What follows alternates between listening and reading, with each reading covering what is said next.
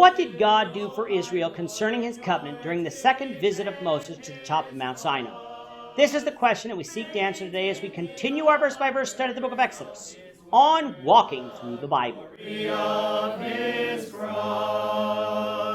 you have a Bible with you, you can turn to Exodus 34. We're going to be reading from verses 10 to 17. If you don't have a Bible, don't worry. Just follow along with us on the screen. The version that we'll be reading from is the New King James Version.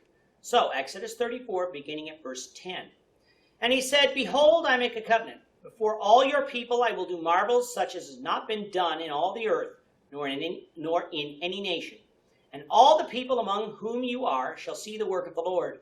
For it is an awesome thing that I will do with you. Observe what I command you this day. Behold, I am driving out from before you the Amorite and the Canaanite and the Hittite and the Perizzite and the Hivite and the Jebusite.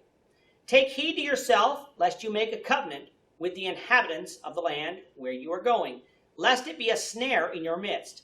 But you shall destroy their altars, break their sacred pillars, and cut down their wooden images. For you shall worship no other God, for the Lord, whose name is jealous, is a jealous God. Lest you make a covenant with the inhabitants of the land, and they play the harlot with their gods, and make sacrifice to their gods, and one of them invites you, and you eat of his sacrifice, and you take of his daughters for your sons, and his daughters play the harlot with their gods, and make your sons play the harlot with their gods. You shall make no molded gods for yourselves. In this chapter we have Moses again on the top of Mount Sinai. He had to go again because the children of Israel had committed idolatry, worshiping a golden calf, causing Moses to break the tablets of stone that God had given them, and almost causing God to destroy Israel altogether and make a great nation of Moses. Before climbing the mountain, Moses was to take 2 tablets of stone like the first so that God could write on them. While on the mountain, God did for Moses what he requested in showing him his glory, though only from the back.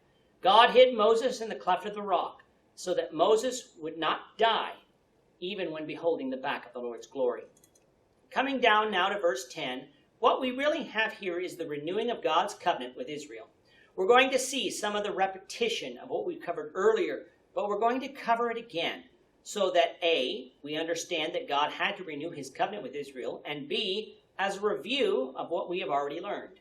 In renewing this covenant, God reminds Moses and the people of his great might. He had already brought them up out of the land of Egypt, following his plaguing Egypt with 10 plagues. He had parted the Red Sea, allowing Israel to walk across on dry land while drowning the Egyptian army in the sea. He provided them water when they complained. He provided them manna and quail from heaven when they complained.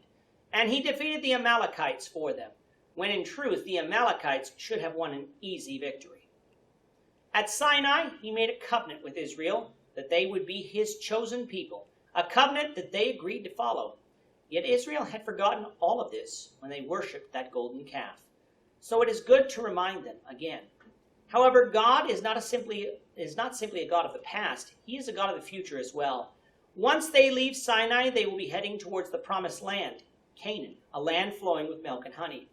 When they arrive there, they will be facing a formidable army, one that they couldn't defeat without God.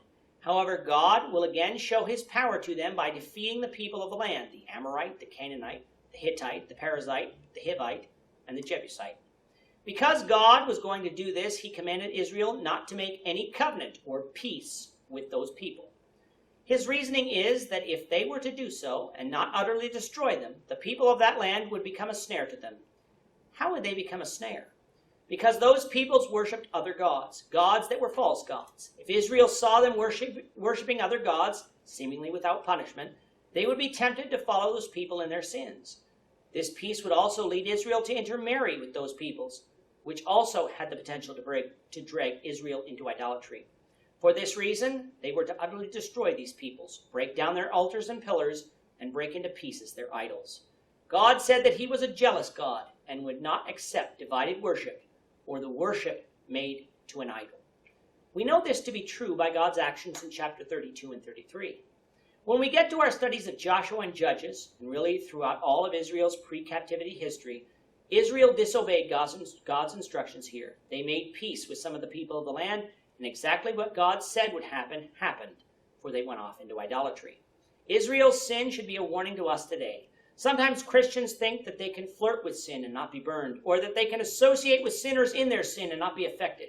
Such notions are false and would invariably lead us into sin. We cannot watch nudity on television and think we won't lust. We cannot watch filthy comedies and think we won't laugh at the crude humor. And we cannot watch people serve everything but God and think that we won't be caught up in that as well. Sin is enticing. If it weren't, people wouldn't do it. As Christians, we need to learn the lessons of Israel and follow God fully in what he commands us to do in the New Testament.